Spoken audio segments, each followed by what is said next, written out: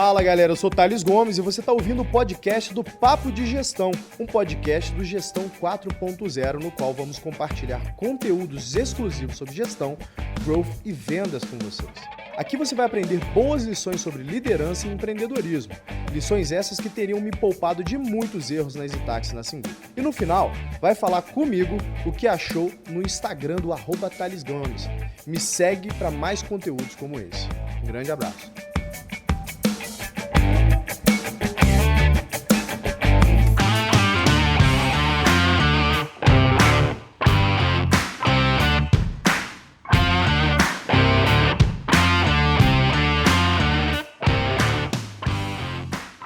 Fala, Ricardo, tudo bem? E aí, beleza?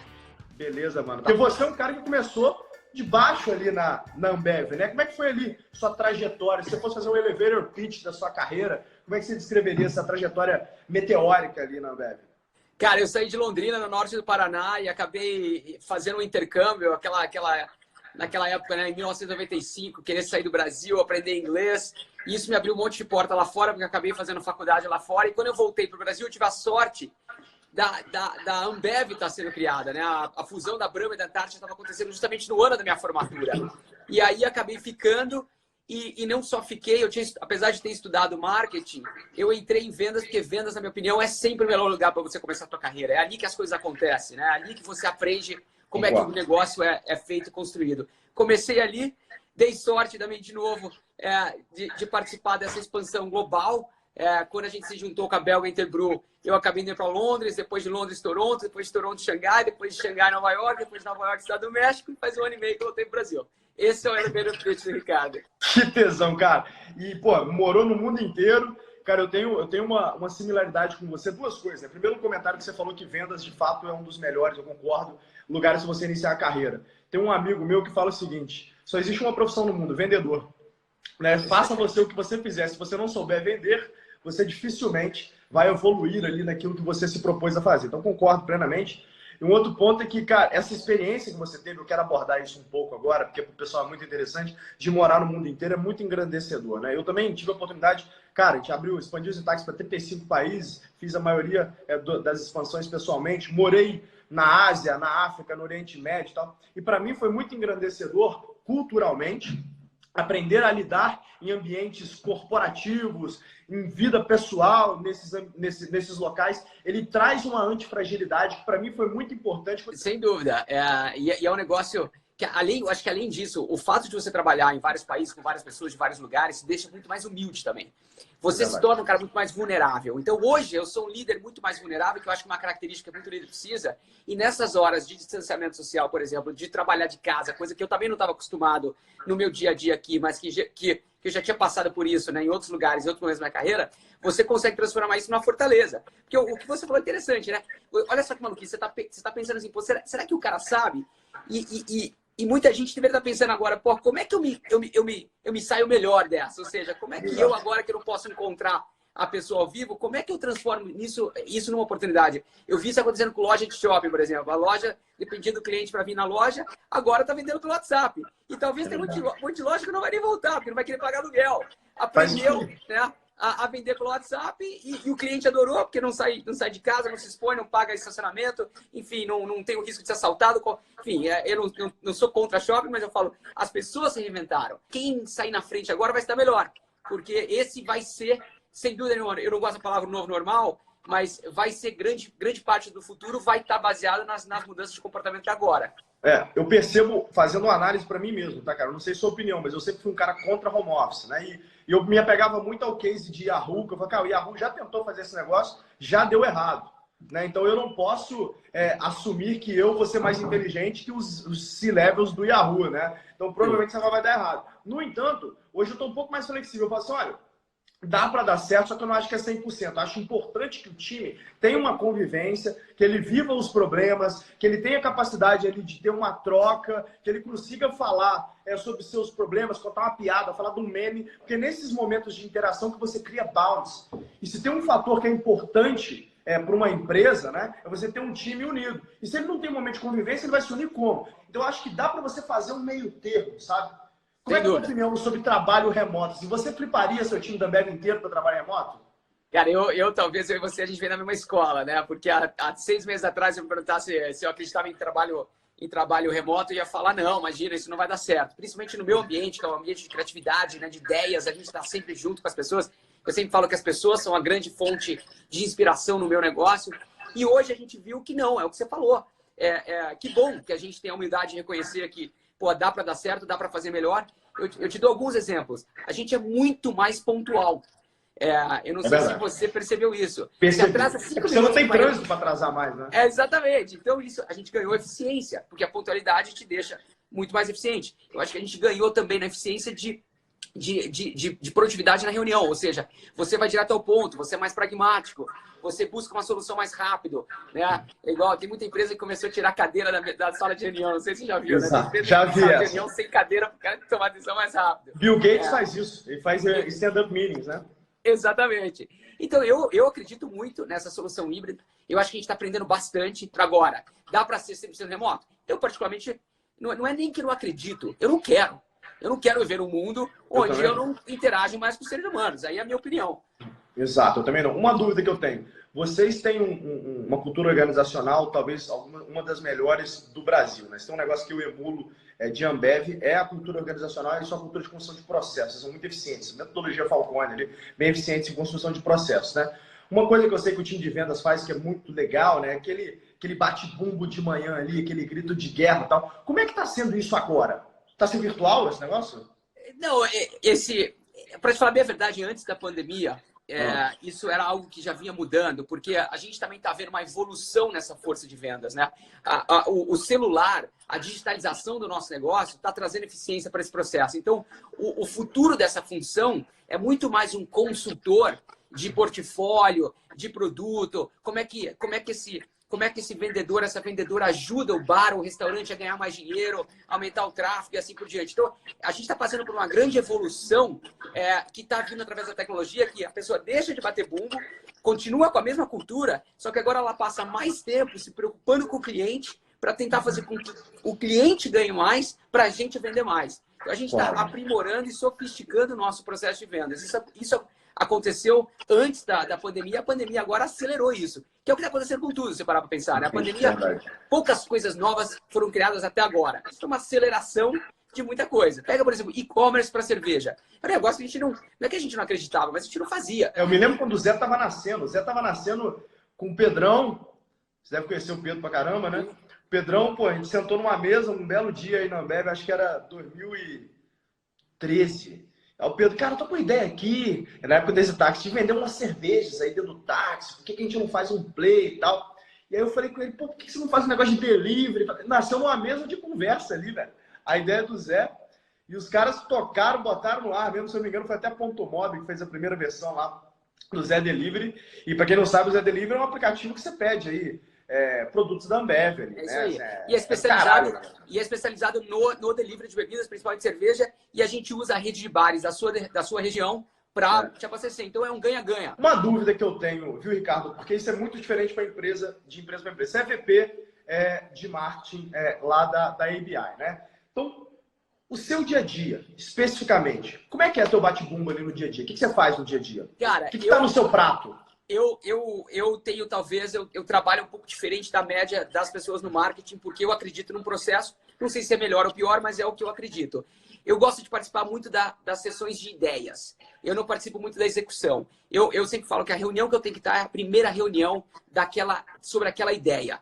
Eu quero estar no ideation, eu quero estar naquele momento onde a gente pode discutir as ideias abertamente, e aí eu deixo a responsabilidade da execução para quem é dono do negócio. Então é um pouco assim do que a Pixar fez no processo criativo dela, né? O Creativity, que é um livro do Ed Catmull, que fala muito sobre isso. Eu acredito muito nesse processo de criação, que é caótico no começo, mas ele dá muita autonomia para as pessoas, ele minimiza a burocracia e deixa as pessoas botar coisa na rua. Eu acredito que no marketing, quantidade faz a diferença. Não sei se você já viu aquele livro do Adam Grant, o Originals. Ele sempre fala, né, que Picasso foi um dos caras que mais produziu. Só que a gente se esquece, porque ele fez algumas coisas tão boas que só pensa no bom. Mas ele produziu muita coisa ruim também. Mas por que ele ficou bom? Porque ele produziu. Por exemplo, Kobe Bryant foi o cara que mais errou arremesso na história da NBA. Ninguém sabe. Por quê? Porque o cara errou muito, mas ele acertou tanto que ele ficou super famoso pelos títulos. Então, eu acredito no marketing de volume. E a gente tem que colocar coisa na rua. E para colocar coisa na rua, você tem que dar autonomia para as pessoas. Então, o meu dia é muito mais despachando e provocando do que cobrando. Então, a tua agenda ali, quando eu abro, tá cheio de comitês ali que você fica participando para poder fazer as perguntas certas para provocar no seu time as ideias que seriam interessantes colocar na rua. É isso aí. Mas eu veto um pouquíssimo. Eu brinco o seguinte, eu só veto que eu tenho 2 regras. Não pode ir para cadeia e não pode falir a empresa. Se não for uma dessas 2, manda tá o resto tá liberado, né? É. Eu me lembro de até engraçado você falar isso, né? Do livro Original, que é bem legal, que você precisa de fato de volume para atingir o sucesso. Tem um amigo meu que é fundador, são 2 amigos, são fundadores, são 2 irmãos, são fundadores da maior empresa de game do Brasil, é a 4ª maior do mundo, se não me engano, a Wildlife, né? Que é uma tá no nosso prédio, lá na Renato Paz de tá no prédio de vocês aí embaixo, né? Do Vitor Lazarte, do Arthur Lazarte. O Arthur fala comigo, ele fala, TG, eu faço 100 jogos por ano, um dá certo. É isso. aí. Mas o cara tem 1,5 bi de usuários, né? É isso aí. Só que esse paga por 1.000. Paga por mais 5 anos, ali, 1,5 bi de usuário pagando, meu amigo. É bastante coisa, os caras são muito grandes. Mas é um pouco disso mesmo. E uma coisa... Ô, Thales, eu tenho uma máxima que eu adoro repetir, é o seguinte, o segredo é você falhar na velocidade da Ferrari pelo preço do Fusca. Se você consegue... Também é muito bonito a gente sentar aqui e falar, não, vamos errar, vamos botar coisa na rua. Só que, cara, tem uns erros que dói. Então, você tem que tomar cuidado também para ter um processo que você erra rápido e erra barato. Para você continuar... Assim, com certeza. Tem uma coisa que eu faço no meu processo de gestão, né? Quando eu vou entrar em reuniões, não todas, mas mais críticas, isso é uma cópia que eu faço do Jeff Bezos, né? Jeff Bezos, ele pede para você, antes de entrar na reunião, escrever os seus pontos. Então, você pega um Word, bullet points, escreve os seus pontos, e aí você entra na reunião, os primeiros 10 minutos é para todo mundo ler os pontos de todo mundo, e aí a gente discute. Ele só permite que você discuta aquilo que você botou no bullet point. Senão vira aquela reunião de... cara, sabe aquele cara que tem muita ideia, mas não tem foco e fica soltando ideia o tempo inteiro e não consegue parar em nada? Esse processo, ele acaba tirando esse problema, né? Eu adoro esse processo e tem outras coisas que vêm com esse processo. Uma das coisas que eu estou tentando fazer que está dando muito certo. Eu estou abolindo o PowerPoint. Não porque eu sou contra a Microsoft ou contra o PowerPoint. O PowerPoint é uma ferramenta brilhante, talvez para você fazer um deck para investidor. Mas no processo de marketing, no processo criativo, o próprio Jeff Bezos fala, né, que o PowerPoint ele foi uma ferramenta feita para o apresentador e não para quem está sendo, não para a audiência. E o cérebro humano não está acostumado a guardar informações através de bullet points. Uma narrativa funciona muito melhor. E o marketing é cheio de narrativas. Então, essa é uma outra coisa que eu fiz recentemente, que está dando um resultado incrível, na minha opinião. E agora, principalmente agora que você tem Zoom e o Zoom não é tão fácil você ficar apresentando coisa, as conversas estão fluindo muito melhor também. E sabe o que eu acho legal de você ter abolido o PowerPoint? Porque, bom, pelo menos né? Quando eu vou colocar um negócio no PowerPoint, eu gasto, sei lá, 3 vezes mais tempo, porque eu quero fazer um negócio ficar bonitinho e tal. Então, pô, quando você bota um Wordzão lá e o Excel, fala, cara, é isso aí mesmo, não gasta tempo com essa bobagem, você fica muito mais produtivo. Eu acho que é uma boa decisão, viu? Vou te copiar. Vou proibir PowerPoint. Cara, sabe outra coisa que eu acho que está sendo revolucionária no Brasil? Eu voltei para o Brasil há pouco tempo, passei muitos anos fora, quase 15 anos fora do Brasil. E no Brasil você já vê algumas... O Brasil foi direto para o celular. O Brasil não teve o computador, né? O primeiro computador de passou rápido. Foi o celular. E algumas coisas vieram com isso. Então, você viaja, ou viajava, pelo menos, frequentemente para os Estados Unidos, você sabe que voz no WhatsApp, por exemplo, não é tão utilizado lá. Não é. Nem o WhatsApp, lá é SMS, né? Exatamente. Hoje no Brasil, não só a gente usa muito o WhatsApp, que virou meio que o nosso Slack, né? Porque você cria compartimentos dentro do teu... Hoje o meu WhatsApp é 90%, talvez 80% pessoa jurídica. Meu também. É um monte de compartimentos, é um monte de conversa, né, sobre o meu negócio. E a voz está se tornando agora o meu novo PowerPoint. Então eu quero te mandar uma ideia, eu te mando voz. E aí, em 30 segundos eu falei uma ideia que ia demorar 1 hora de PowerPoint. E isso está funcionando bastante também, pelo menos no meu mundo, que é o mundo de criação. Isso tá sendo uma ferramenta muito útil. Caramba, boa análise, cara. É verdade. Faz bastante sentido mesmo. Porque se eu precisar de elaborar alguma coisa a mais, eu geralmente mando por voz também, instintivamente. É o que tem acontecido, né? E é incrível esse negócio, você falou que o Brasil ele pulou para o celular, né? Teve algumas nações, principalmente africanas, que também foram isso e foram um pouco mais agressivas. Teve algumas nações africanas, como por exemplo a Nigéria, né? 80% da transação financeira na Nigéria é mobile. Celular, né? Então, tipo assim, é engraçado esse processo assíncrono de evolução que a gente tem, por mais que você tenha ali um atraso em vários outros segmentos, mas pelo menos em processo de pagamento eles estão à frente dos Estados Unidos, né? Sem dúvida. De pagamento mobile, acho que comparado com China e Coreia do Sul ali. Realmente interessante. Eu me lembro de um papo que eu tive, Ricardo, em 2013 ou 14, acho que 14. Eu e o Brito, a gente palestrou em Colômbia, depois a gente saiu para jantar. Aí eu tive um papo com o Brito, que foi bem interessante, que tem a ver com a sua área. O Brito falou assim, eu falei, Brito, qual que é a maior dor de cabeça que você tem com PR, né, com Public Relations, com jornalista? Ele falou, cara, aqueles jornalistas que querem fazer aquele tipo de pergunta que você não quer responder. Qual é a pergunta que eles fazem? O que é ruim para você fazer seu marketing? Qual que é o cuidado, o red alert que você tem que ter? Ele falou, cara, o problema é que eu vendo álcool, né? E aí, de vez ou outra, eu encontro algum jornalista que quer atribuir a morte das pessoas à minha atividade empresarial. Mas, pô, você vende para quem quer beber. Inclusive, você fala, beba com moderação. Se o cara bebe e dirige, o que você tem a ver com isso, né? Eu faço a caneta BIC, o cara escrever. Esse cara pega a caneta e enfia no olho do outro, você vai fazer o quê? Processar a BIC? Eu vou culpar a BIC, né? Então, o Brito falou isso comigo. Eu falei, mas e aí?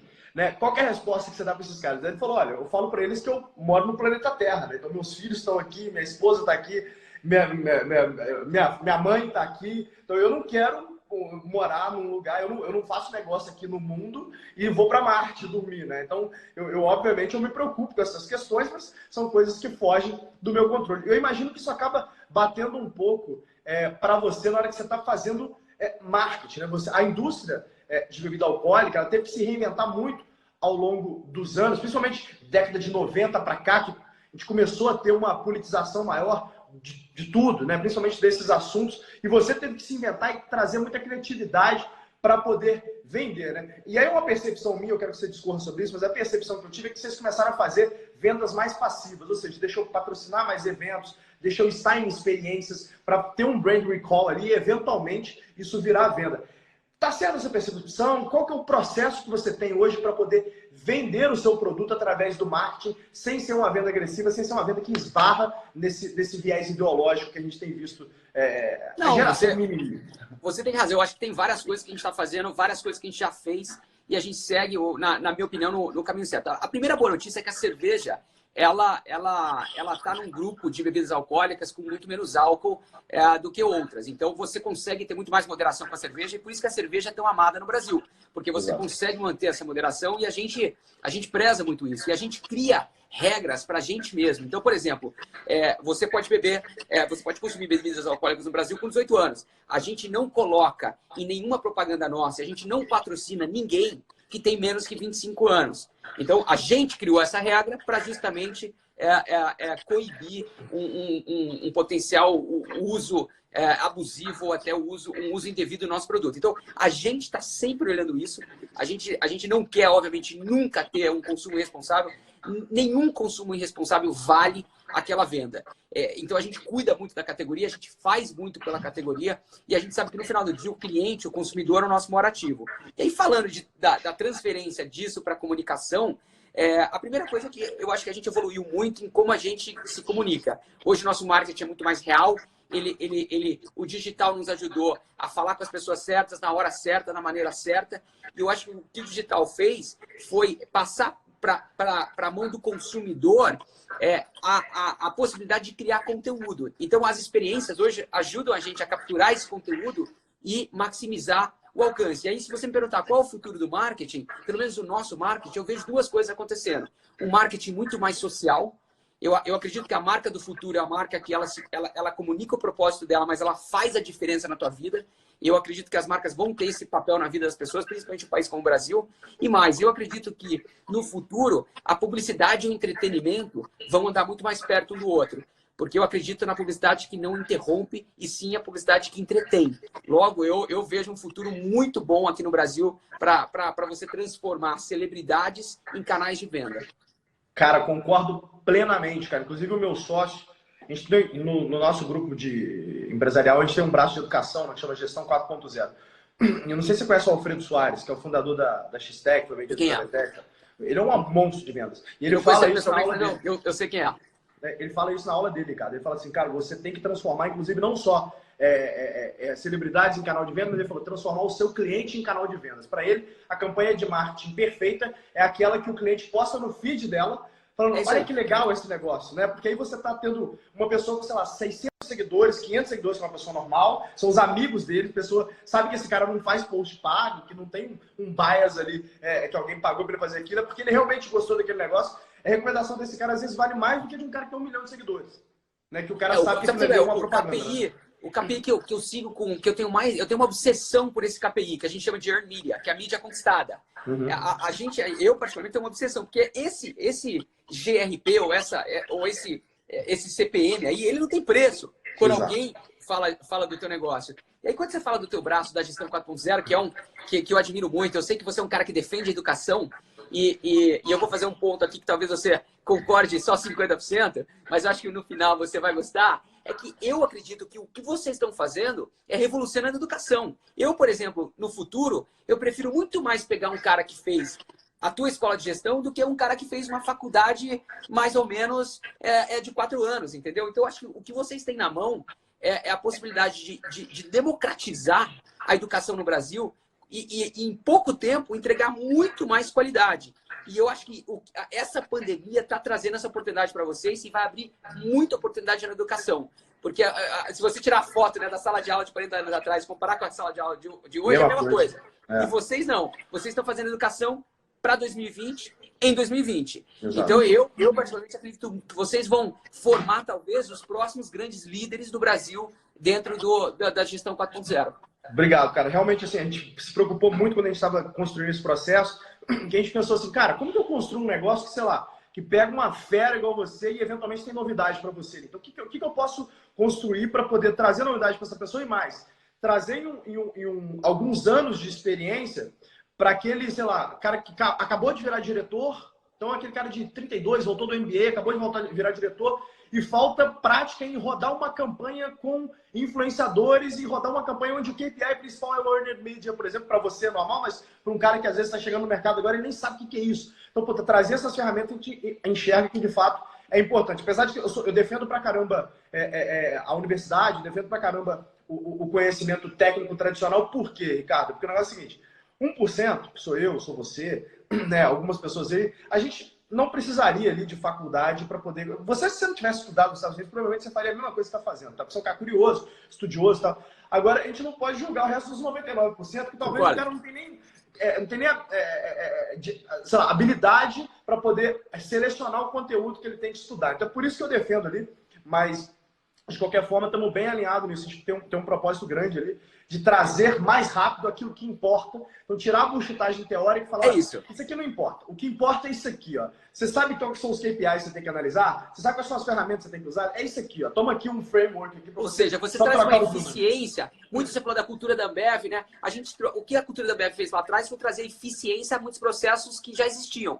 Eu acho que o que vocês fazem na gestão 4.0 é isso. Você traz a eficiência para um processo que ainda tem o seu valor, óbvio, mas você com mais eficiência, você ganha mais. Então, aí você vai ter que escolher o teu caminho. Normal. Inclusive, eu queria te fazer uma pergunta aqui, uma mini aula 4.0 de marketing para você, tá? Então, ensina para esses gestores e empreendedores a construir uma boa campanha com influenciadores. Você tem experiência, você gastou provavelmente dezenas, são centenas de milhões de reais construindo isso. Então, você, se tem alguém que tem propriedade para falar isso, é você. O que seriam os principais pontos que você destacaria aqui se você estivesse dando uma aula para a gente de como construir uma boa campanha de social?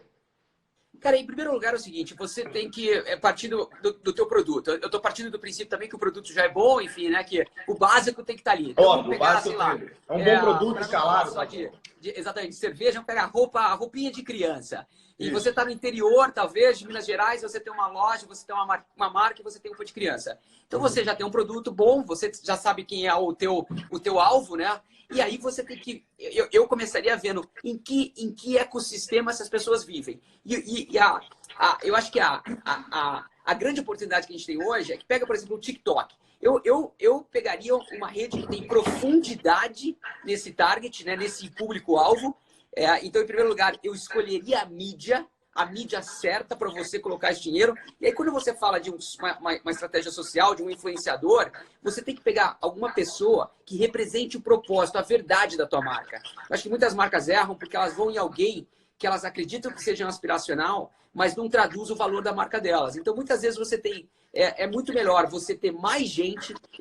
Falando de estratégia de influenciadores, eu, de novo, acredito em quantidade. Então, se você é uma marca pequena, eu prefiro ter mais pessoas que representam a tua marca e colocar nas plataformas que tenham profundidade do que ter uma celebridade bombástica, talvez no comercial de televisão. Por quê? Porque você vai desperdiçar um caminhão de dinheiro num negócio que não vai traduzir em significado para o teu negócio. Então, de novo, eu iria na plataforma que representa o teu público-alvo, eu escolheria a plataforma que tem profundidade, que você consegue ter uma conversa, capturar dados e realmente criar essa intimidade com o teu consumidor.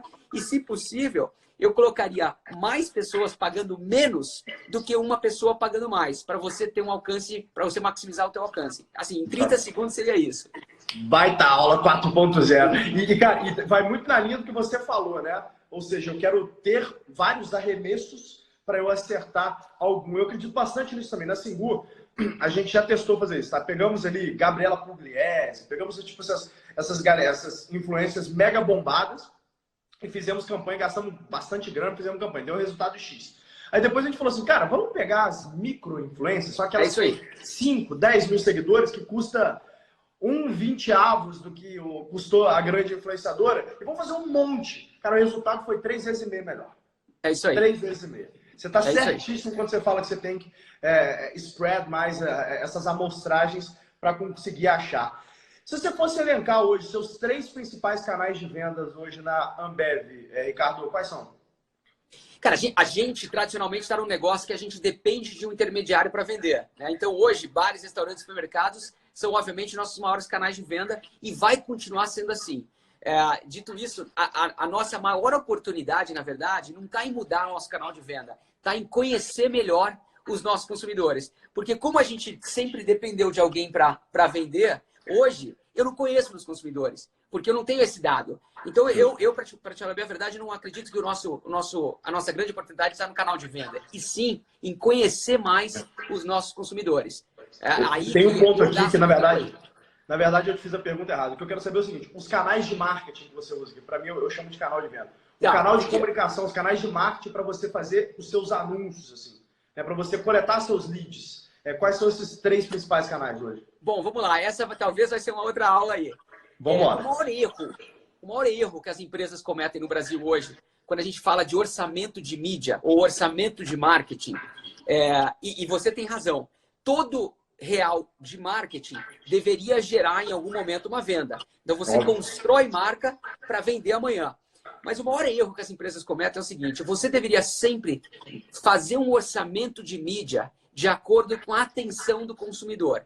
Então, se você vende um produto que as pessoas que consomem esse produto assistem somente televisão, 100% do seu dinheiro deveria estar na televisão. Agora, se você vende um produto que as pessoas consomem 100% no TikTok, usando de novo o exemplo do TikTok, você deveria gastar 100% do seu dinheiro no TikTok. O que acontece é o seguinte, as pessoas, aí que elas erram em colocar o dinheiro em vários lugares, porque elas acham que elas têm que estar em vários pontos de mídia, e não, você tem que estar no ponto certo. Então muitas empresas elas falam assim, vou colocar um pouquinho em rádio, um pouquinho em televisão, um pouquinho no digital, um pouquinho aqui, um pouquinho ali, um pouquinho no outdoor, aí você tem um monte de dinheiro, ninguém vai te mandar embora por isso, né? Porque você vai chegar, não, mas eu coloquei na televisão, eu coloquei no rádio, eu coloquei no outdoor. O problema não é a minha estratégia, o problema é a criação, o problema é o produto, enfim. Não, aqui eu acho o seguinte, a maior dica que eu posso dar para as pessoas é a seguinte, primeiro, coloca o dinheiro onde está a atenção. E não fique com medo em colocar o dinheiro, 100% do seu dinheiro num lugar só. Aí, lá dentro, você faz o que a gente estava falando. Ali você trabalha, você espalha o seu dinheiro. Mas o nosso negócio hoje, por exemplo, aí falando de cerveja, vai depender muito do que você quer. Pega a televisão. A televisão é maravilhosa quando você quer lançar o produto. Então, a gente acabou de lançar a Brahma Duplo Malte. Óbvio que eu vou colocar na televisão. Porque eu quero que 150 milhões de brasileiros que tomam cerveja cheguem nela o mais rápido possível. Agora, se eu quiser trabalhar uma marca que já existe, ou uma marca que eu estou lançando para um segmento menor, tipo Beck's. Beck's, uma cerveja premium, uma cerveja alemã, puro malte, uma cerveja que tem uma pegada diferente. Adoro Beck's. Eu não vou fazer na televisão. Por quê? Porque eu não preciso falar com 150 milhões de pessoas. Eu preciso falar com 10 milhões de pessoas. E aí eu vou no Facebook, por exemplo. Entendeu? Ou eu vou em uma rede social que eu consiga ter essa profundidade. Então, essa é a grande dica, na minha opinião. Ou seja, você concentra num canal. Concentra num canal, mas aí usa, por exemplo, sei lá, vários tipos de criativos ou vários tipos de personalidades dentro daquele canal concentrado para poder ter o spread que você falou, né? Exatamente. E não fica com medo de não estar num canal. Né? Muita gente fala, não, eu vou colocar um pouquinho em cada canal. Não! Se 100% do teu público vive no Netflix, vai falar com o Netflix e vê se você consegue transformar uma série do Netflix em alguma coisa. Eu vou te dar um exemplo que eu acho que você vai adorar. Pega o Dollar Shave Club.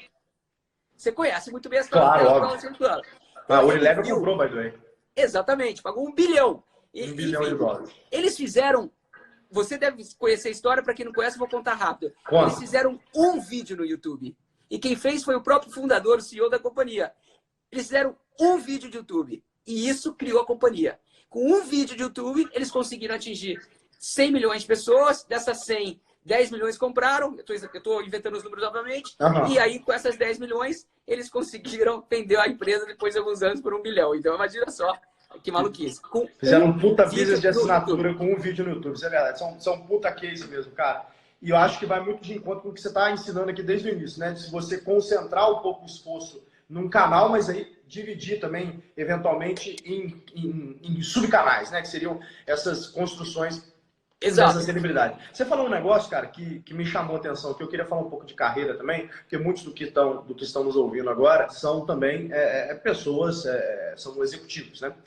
E você falou assim, olha, não tenha medo de ser demitido. E muita gente, às vezes, faz uma estratégia botando a bunda na parede ali para não perder o emprego. Você que é um cara, um dos mais bem-sucedidos do Brasil e na carreira, você poderia dar essa dica pra gente aí, né? Algumas dicas de carreira. Você acha, então, que o bom profissional, para conseguir essa ascensão meteórica na carreira, como você teve, ele precisa ser um profissional corajoso, um profissional que trabalha sem medo de ser demitido? Eu não tenho dúvidas. E hoje, se você me perguntar qual o maior erro que eu cometi na minha carreira, foi não ter tomado mais risco. Porque eu acredito que muito do mundo corporativo, ele infelizmente, ele evoluiu para um lado da mediocridade. Por quê? Porque tomar risco gera o erro é penalizado. E isso contaminou todo um sistema hoje que você, por exemplo, como empreendedor, não tem. E é isso que eu admiro em você e nos empreendedores. E por isso que eu tento aprender um pouco com vocês e trazer para o meu mundo, porque o empreendedor não pensa assim. Então, a dica que eu daria é pense um pouco mais como empreendedor, tome mais risco, porque eu tenho certeza, eu não tenho dúvida que você vai estar bem. E mais, mesmo quando você acha que está tomando risco, eu faço esse exercício todo ano. Eu chego no final e falo assim, que risco que eu tomei esse ano que me deu frio na barriga? A maioria dos anos, eu passei um ano sem ter frio na barriga. Para por 30 segundos. Pensa nos últimos 12 meses. Que risco que você tomou que deu medo? E a grande verdade é que a maioria das pessoas vai falar assim, não, realmente, nenhum risco que eu tomei me deu medo. Ou seja, você não está arriscando o suficiente. Cara, que tesão, cara. Que baita reflexão você trouxe pra gente. É verdade, cara. Quando eu me fiz essa reflexão quando você perguntou, né? Tomei alguns riscos nos últimos 12 meses que deu bastante medo. E o empreendedor, ele é muito isso, né? É uma característica que você tem, que os bons executivos geralmente têm, de fato. Eles têm culhões para poder tomar risco, eles bancam o risco. E obviamente, o pessoal às vezes está achando que, então eu vou ser displicente na minha vida. Não é isso que a gente está falando. É assim, você, se está preparado, né, e você acredita muito naquilo, você tem subsídio intelectual, subsídio prático para provar que eventualmente aquilo pode ser que dê certo, vai fundo, bro. Isso. Se você não for, alguém vai no seu lugar, né? É isso. E óbvio, Thales, que vai depender muito também do teu momento de vida, de carreira. Ninguém aqui vai maluco, não. Óbvio, a tua curva de risco, ela vai mudando ao longo da tua vida. Ao longo dos anos. E cabe a cada um também a ter essa maturidade. Agora, eu falo muito sobre isso, Ricardo, porque o que mais tem na internet, cara, é picareta, né? 171 vendendo, fique rico no Instagram, largue seu emprego e fique rico. Até parece que é fácil assim, né? Você faz que ninguém trabalhava, né, bicho? Só empreender. Então tem muito mais isso. É 90% de chance de dar errado, né? É sempre assim quando você vai começar alguma coisa. E uma verdade que eu sempre falo, e você é prova viva disso, é que o executivo, o bom executivo, aquele cara que daria um bom empreendedor, né, que é o seu perfil, o bom executivo, ele ganha mais dinheiro que 80% dos empreendedores. Então, tipo assim, você quer ganhar dinheiro, continua trabalhando e seja um bom executivo. É isso. Senão, meu amigo, você for empreender, você pode saber que vai tomar muito Exato. mais. Exato. Quer correr risco? Não seja empreendedor. Esse é um ponto legal. Outro ponto de carreira que eu acho legal é a gente falar um pouco sobre qual que foi o papel. Eu tenho essa discussão direto, tá? Eu vi que você é um pouco do tipo, não é aquele cara que defende tanto a educação formal, mas ele defende sim o ensino, né? Aquilo que você precisa saber. Mas qual que foi a tua trajetória ali de educação para chegar onde você chegou? Você chegou a fazer MBA? Como é que foi isso? Cara, não, eu fiz faculdade nos Estados Unidos, o bacharelado, né? Os 4 anos normais, e aí voltei, comecei a trabalhar e eu defendo muito o MBA. Eu acho que tá caro. Hoje, realmente, tá caro pra caramba. Tá caro. Se você acompanhar a inflação da educação nos Estados Unidos nos últimos 20 anos, com a inflação dos MBAs, é um negócio que realmente gritante. 2, eu acho que o MBA é um ótimo investimento, mas eu acho que você tem que fazer um MBA que seja muito bom, caso contrário ele se perde, mas no meu caso, eu tive a oportunidade de fazer isso trabalhando. Então, a Ambev me deu muita oportunidade. Eu fui estudar em Stanford, fui estudar no INSEAD, eu fui estudar em Wharton, tudo dentro da máquina, né, que é uma grande diferença entre empresa e empreendedorismo. A empresa te dá um alicerce que muitas vezes você, como empreendedor, não vai ter. Aí você vai ter que buscar aprender de uma outra forma. Você vai ter que tomar mais risco, vai ter o custo da oportunidade. Então, eu sim acredito muito em educação. Agora, hoje eu acho que a gente tem 2 vantagens. Eu vou te dar um exemplo. Há 20 anos atrás, ninguém no Brasil teria oportunidade de conversar com você. Hoje, 30 mil pessoas vão conversar com você. Isso aqui vale muito, mas isso daqui é uma grande fonte de aprendizado. Então, eu acredito que a tecnologia democratizou muito o ensino. Então, hoje, se você é um empreendedor ou se você está numa grande empresa e você não pode sair, a empresa não te dá Muitas vezes eu vejo, até em grandes empresas, as pessoas falam, mas a empresa não me deu a oportunidade. Vai buscar a oportunidade. Faz um curso à noite. Hoje você tem quase tudo online. As ferramentas estão aí. Isso eu não tenho dúvida. Talvez há 20 anos atrás era mais difícil. Hoje está aí. Cabe a cada um correr atrás e transformar esse resultado. Eu acho que hoje, inclusive, Ricardo, a gente tem um desafio, porque antigamente, cara, faltava informação. Então, você achava informação hoje na academia, né, na cabeça de pensadores, no livro. Hoje tem tanta informação, então não existe absolutamente nada, eu afirmo categoricamente que nada que você queira saber que não tem um vídeo no YouTube explicando passo a passo como fazer. Nada. Nada. Eu não sou um grande cara de Excel, sabe? Eu modelo o básico do básico ali para não quebrar a empresa. O resto eu passo para a mão dos caras que sabem fazer de verdade. Então, outro dia eu tava fazendo um negócio ali, uma análise, que eu não sabia fazer aquela porra. Eu falei, cara, botei no YouTube, literalmente, como fazer essa porra. Isso? Aí. E tinha um passo a passo. Qualquer coisa tem um passo a passo, bicho. Se você botar como fazer cerveja no YouTube, tem lá um passo a passo. Como fazer... Então dá para o cara aprender de fazer. Tem razão. Hoje o conhecimento, a dificuldade, na verdade, é você depurar o que é qualidade e principalmente aonde você deveria investir a sua atenção, né? O share of attention. Aqui, inclusive, é um dos grandes desafios que eu imagino que você tem na sua função, né? Você tem um share of attention ali bem limitado e quando você consegue aquele momento de atenção, sei lá, num evento que você patrocinou com a Bex lá, qual vai ser a experiência? Como que eu quero que esse consumidor lembre de mim, né? Imagino que esse seja um dos grandes sketches que você tem ali no seu processo. E é por isso que é engraçado que você acabou de resumir, você acabou de descrever o planejamento de mídia que eu estava te contando alguns minutos atrás. Você falou, vai pela atenção, né? O share of attention, ou seja, faça um orçamento que siga a atenção dos seus consumidores. E 2, profundidade. Porque hoje é o que você falou, a velocidade das coisas está tão rápida e é tão superficial que eu acho que as pessoas que erram é as pessoas que elas ficam na superfície. Elas não estão indo a fundo. Elas não estão indo a fundo, entendeu? Porque está tudo muito rápido. Né? As coisas estão acontecendo na velocidade de um dedão, né? Então, eu acho que aí a gente tem uma oportunidade também de fazer melhor, se aprofundando um pouco mais, seja na educação ou na criação. Concordo, cara. Inclusive, isso não só no trabalho, como na vida, né? Tem até um filósofo, que é o Bauman, que ele tem um livro que chama Amores Líquidos, né? Ele fala um pouco sobre isso, sobre como que falta profundidade nas relações hoje, né? A nossa geração é uma geração que tem medo de se apaixonar, tem medo de aprofundar nas coisas. Eu acho que o trabalho é só o reflexo do efeito colateral dessa nova geração que de fato não se aprofunda muito. Mas tem um negócio que eu sempre falo aqui pro nosso canal, ô Ricardo, que é, se você quer conquistar algo que a maioria não conquista, você tem que, no mínimo, fazer o que a maioria não está disposta a fazer. É o mínimo, né? Se Cara, você faz a mesma coisa e espera resultado diferente, você é maluco, pô. O teu exemplo é brilhante, inclusive para a construção de marca. Eu acredito muito. Pega o casamento. O casamento não é uma coisa fácil. Você tem que conquistar todo dia, né? O amor dessa pessoa que está ali com você. Não é fácil. Você tem que conquistar. É assim que você constrói marca. Só que hoje em dia é o que você falou. A pessoa casa, depois 6 meses separa. Pô, mas aí você não deu nem chance dessa conquista. Você tem que...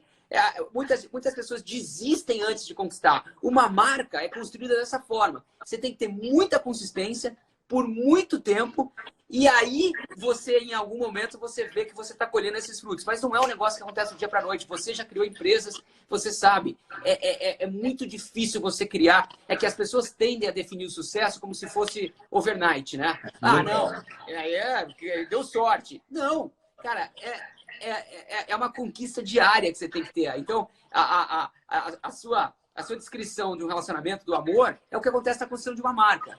Uma marca, ela tem que ser feita dessa... Você tem que conquistar o amor do cliente todo dia. É verdade, cara. Inclusive, conteúdo é uma ótima ferramenta para isso, né? Porque imagina o seu trabalho há 15, 20 anos atrás, que você tinha que ir para a TV, ir para o rádio, dar um jeito de estar ali próximo daquele cliente o tempo inteiro, gastando talvez muito mais dinheiro de forma mais ineficiente. Eu falo muito isso para advogado. O advogado fala assim, como que eu gero lead? Eu falo, cara, faz um e-book aí sobre como adaptar a sua empresa no LGPD. Você acha ali que o cara vai fazer isso, cara? O cara vai ler e fala, realmente ele sabe como faz, como contrata esse cara. Então, tipo, você tem que entregar um pouco de valor, né? Hoje, como consumidor, principalmente quando você está falando para esse canal aqui, se você não entrega valor e com consistência, você perde audiência. Então, puta, hoje, sei lá, tô com 300 mil seguidores aqui, mega engajados e tal. Se a gente para de entregar valor aqui um mês, bicho, acabou, esse negócio morre. Né? As pessoas saem muito rápido. Acho que marca a mesma coisa, né? Para o relacionamento. Se você tá com uma pessoa e você não aparece em casa por um mês, provavelmente essa pessoa, quando você voltar, vai falar, então, a gente vai precisar conversar, né? Ou ela vai comemorar. E aí você sabe que a tua marca não estava fazendo um bom trabalho. Exatamente. Ricardo, quando você está contratando, quais são as principais características que você busca e qual é aquela que você acha indispensável? O cara pode ser formado no MIT, campeão mundial de matemática, mas se não tiver essa característica, ele não trabalha com você. Cara, tem algumas coisas... Eu vou falar de uma coisa que está muito presente no meu mundo e eu vou te falar talvez 2 ou 3 coisas que são mais genéricas. Mas no meu mundo, no mundo do marketing, eu priorizo muito a criatividade. E como é que você sabe se uma pessoa é criativa? Óbvio que existem maneiras de você ver se a pessoa tem boas ideias. Você pode perguntar e falar e ela pode demonstrar. Mas uma coisa que eu acho muito importante na criatividade, no marketing, é ela pensar bem diferente de você. Então, eu sempre gosto de ter pessoas que pensam muito diferente de mim no marketing, porque eu acredito que isso vai enriquecer o processo. E não contratar alguém igual a você. Porque caso contrário... E aqui eu não estou falando de cultura, eu estou falando de mindset, eu estou falando de ideia, eu estou falando de como que essa pessoa aborda um problema. Eu acho que isso é muito importante. E aí, falando de coisa mais genérica, tem 2 coisas que eu, particularmente, sempre tento buscar. Um é resiliência. E você sabe melhor do que ninguém que sem resiliência, eu acho que as pessoas que desistem muito rápido nunca vão ter essa profundidade, nunca vão conseguir... Né, não tem consistência, né? Sem consistência você não conquista nada, né? É isso. E curiosidade, cara. Eu acho que, principalmente no mundo do marketing, eu tenho uma frase que esses dias eu comentei, que eu acho que define um pouco o estado do marketing atual, que é quem sabe tudo não sabe nada. Porque a pessoa que hoje acha que sabe tudo de marketing está perdida. Porque a gente está reinventando o que aconteceu ontem à noite na televisão brasileira, entre Fla-Flu. É um negócio inédito. O clube, que é dono do conteúdo, decidiu colocar esse conteúdo numa plataforma digital e bateu um recorde mundial na história do YouTube de acessos simultâneos. E está monetizando esse conteúdo, está integrando com plataformas de venda, seja, né, a tua empresa ou a minha, enfim... Na China você está vendo um monte de influencer vendendo coisas através de live. Agora mesmo, a gente poderia estar vendendo a tua camiseta, poderia estar vendendo esse quadro, enfim. Então, esse mercado agora está sendo completamente disruptado. Eu acredito que as pessoas curiosas, que não têm medo de tomar risco, que não têm medo de levantar a mão e dar uma ideia, vão ser as pessoas que vão fazer diferença no curto e médio prazo, sem dúvida nenhuma. Concordamos bastante. Ricardo, você me falou um negócio interessantíssimo, cara. Realmente, né? As lives ainda não são um canal de vendas como deveria ser. Você acha, então, se você fosse fazer um bet aí para os próximos 12, 24 meses, você acha que isso vai acontecer? A gente vai começar, o Instagram talvez vai fazer alguma atualização aqui, onde eu consiga clicar na sua camiseta e eventualmente ir para um link de compra. Você acha que esse é o caminho? Eu não tenho dúvida. Se você olhar o que o WeChat está fazendo na China hoje, você está fazendo exatamente isso, só que ao invés de estar comprando com dinheiro, você está comprando com frutinha. Você vai clicando no morango, na banana, não sei o quê, e isso vai se transformando em dinheiro. Isso eu não tenho dúvida. E muito disso... Cara, eu não sei se você gosta de jogar videogame, se você gosta de assistir... Enfim, mas grande parte dessa revolução está nascendo no mundo dos games. Você e eu, provavelmente, a gente compra uma camiseta para sair na rua e ficar bonito, né? Você já imaginou que uma pessoa gasta, em média, $100 por ano no Fortnite para ficar bonito dentro do jogo? E aí, olha como mudou. Ou seja, então, hoje, por exemplo, eu brinco com as minhas filhas, elas não querem mais ganhar presente de aniversário de Natal. Elas querem dinheiro no Roblox, que é um jogo de criança. E eu falo assim, mas ela quer comprar um dinossauro voador. Eu falo, mas pra quê? Porque ninguém tem um dinossauro voador. E se eu tiver, todo mundo vai achar que eu sou, porra, fodona. Mas você voa mais rápido, ganha mais ponto? Não! É que é foda. Esse daí todo mundo vai querer trocar comigo. Então, olha só a mudança que a gente está tendo. Então, a gente está gamificando um pouco dessa experiência. Eu tenho certeza que no futuro, isso daqui vai ser talvez, respondendo a tua pergunta anterior, vai ser talvez o maior canal de venda de muita empresa. Concordo. Também acho, tá, cara? Eu me recordei agora que em 2015 eu tive uma ideia. Aí eu levei para a Ambev, a gente apresentou lá, o pessoal lá todo, o CEO na época, né, foi ver o negócio, e aí foi viabilizado. Você acha que está no momento? Eu vou te falar essa ideia. Minha ideia na época era o seguinte, ó, vending machine de produtos Ambev. No entanto, eu quero colocar face recognition para eu conseguir fazer vending machine. Porque o problema de bebida alcoólica é que você só pode vender com comprovação de documental, né? Eu falei, pô, vamos botar face recognition e sair espalhando vending machine. E eventualmente isso vira uma franquia, né? Um microempreendedor vai lá e compra a vending machine. Eu tenho um sistema de abastecimento da Ambev que garante que eu vou estar abastecido e pode ter ali alguns arduinos, alguma tecnologia que me mostra quais pontos precisam ser abastecidos para você criar a rota, né? Então vira uma forma que a Ambev tem de expandir a sua venda para aqueles lugares aonde o bar não chega, aqueles lugares de conveniência, através de vending machine. Na época a gente não conseguiu levar para frente, apesar de que a Ambev gostou, porque a tecnologia não era boa o suficiente para fazer check de documento e check do facial recognition. Hoje eu acredito que a tecnologia vai. E o que me traz uma pergunta, vocês provavelmente já pensaram nisso 1 milhão de vezes. Por que ainda não botaram isso para rodar? Cara, eu acredito que é uma combinação de fatores, tá? A primeira coisa é o seguinte, eu acho que muita gente ainda tem o medo de tomar um risco. Hoje tem pouca gente que levanta a mão e fala assim, eu vou fazer esse projeto. Então eu acho que muito está na mão das pessoas em levantar a mão e falar assim, eu vou fazer, eu vou dar meu sangue para fazer esse negócio acontecer. Esse é o lado do dia a dia, da rotina. Agora, do lado do negócio, eu acho que o grande problema de grandes empresas, Thales, é você ter a maturidade e o discernimento para poder apostar em coisas pequenas que possam ser grandes no futuro. Eu acho que isso finalmente está acontecendo agora. Antigamente, eu acho que as empresas elas não prestavam atenção nas coisas pequenas. E hoje o que a gente está vendo é que essas coisas pequenas podem ficar grandes um dia. Então eu, por exemplo, acho que a grande oportunidade da Ambev está talvez em fazer uma parceria com a Singu para poder levar uma experiência de cerveja para dentro da casa das pessoas enquanto elas estão fazendo uma manicure, por exemplo, um pedicure, sei lá o que, entendeu? Então, eu acho que esse é o fazer os house parties, né?